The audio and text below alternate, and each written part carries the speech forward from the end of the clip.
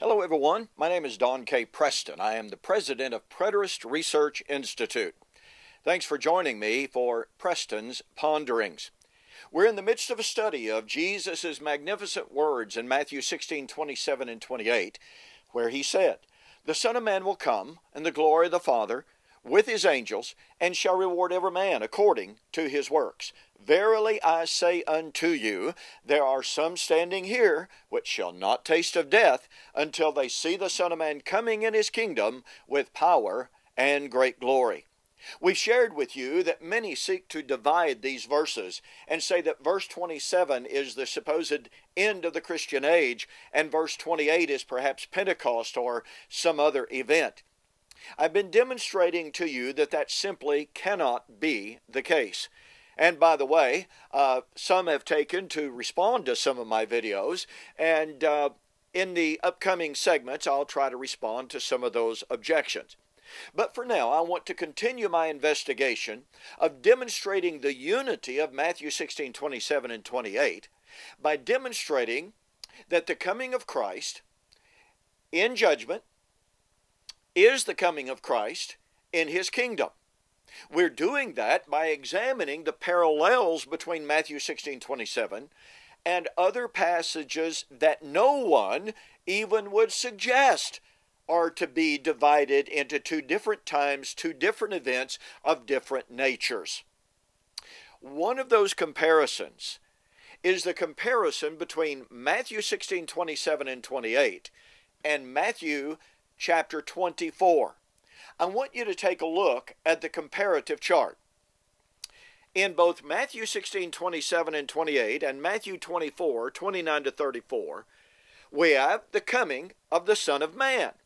Matthew 16:27, Matthew 16:28.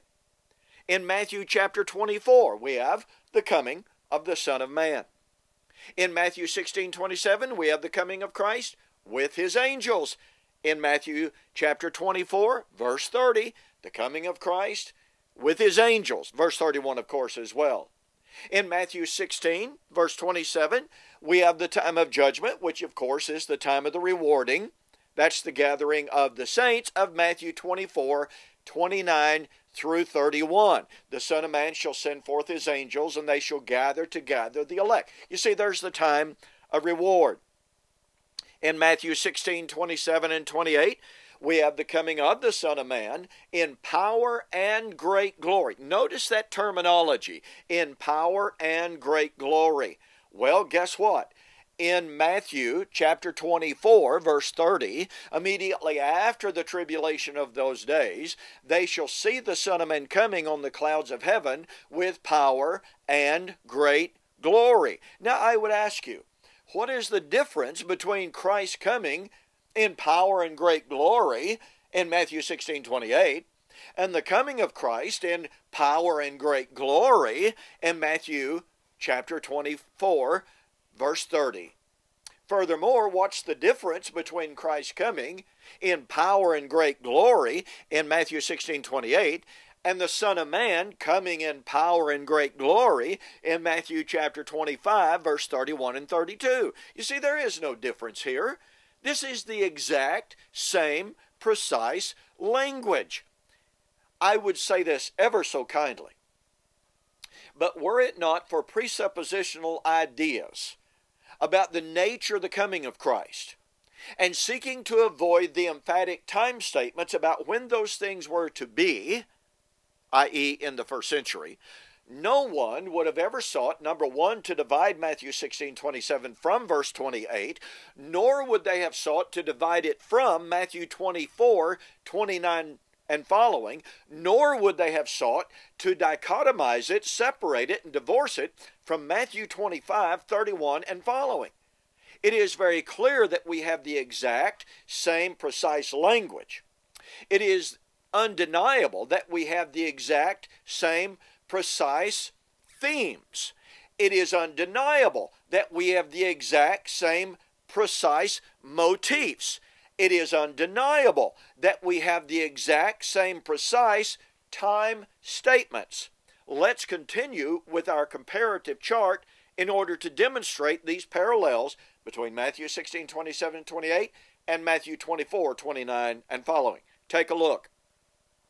In Matthew 16:28, we have the coming of the Son of Man in his kingdom. Well, somebody says, well, Matthew 24, verse 39, 29 and following doesn't say anything about Christ coming in his kingdom. Well, in the parallel passage of Luke chapter 21, Jesus does say, when you see all of these things begin to take place, then know that the kingdom of heaven has drawn near. Now we're discussing the exact same thing. In Luke chapter 21, verses 25 and following, we have the coming of the Son of Man on the clouds with the angels in judgment. And then verse 31 is the coming of Christ. In other words, that same coming in his kingdom. Thus, Matthew 16:27 and 28, the coming of Christ in judgment in his kingdom. Matthew 24, Luke chapter 21, the coming of Christ in judgment in his kingdom. Now watch this. Just as Jesus said in Matthew 16:28, there are some standing here which shall not taste of death until they see the Son of Man coming in his kingdom. Jesus in Matthew 24, verse 34 said, and remember, he was speaking to living, breathing human beings. He said they would see the events he was talking about, and then he said, verily I say unto you, this generation will by no means pass away until all of these things, what things? The coming of the Son of Man in judgment, in power and great glory, and the kingdom, until all of these things are fulfilled.